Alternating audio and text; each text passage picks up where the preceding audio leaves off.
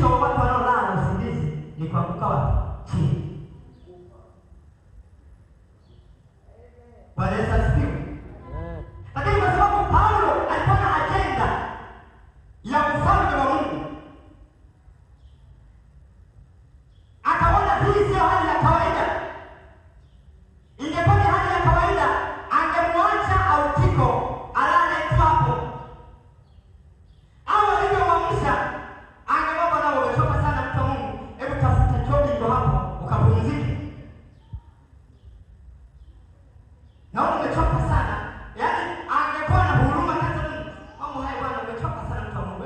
Hebu simama, Autiko simama. Hebu nenda hapo usini, kalala. Pata nguvu.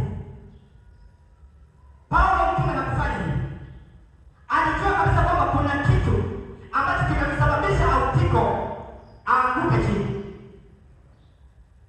Alipoanguka alizima, si ndio?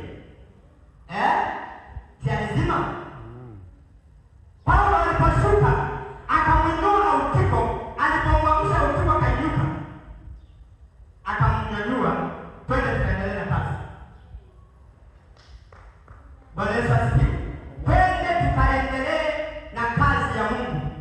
Kwa hiyo aliona kuna kitu ambacho Autiko kimemsababisha kulala na mpaka kuanguka chini.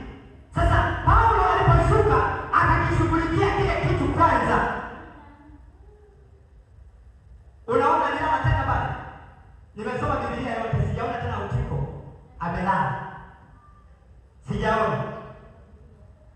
Kwa hiyo Autiko aliporudi mara ya pili sasa amebadilishwa. Amechajiwa kwa upya. Kwa hiyo alipokaa uweponi wa Bwana hakusinzia tena mpaka ibada ilipoisha. Bwana Yesu asifiwe.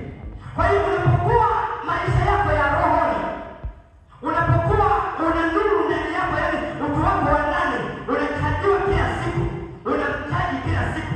Jamani, simu ikiwa na chaji inazimaka.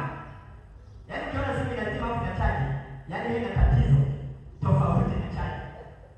Yaani kwanza yeye anakushauri kaitupe au kaiuze. Ukiona simu ina chaji kabisa 100%, lakini unaona inazima,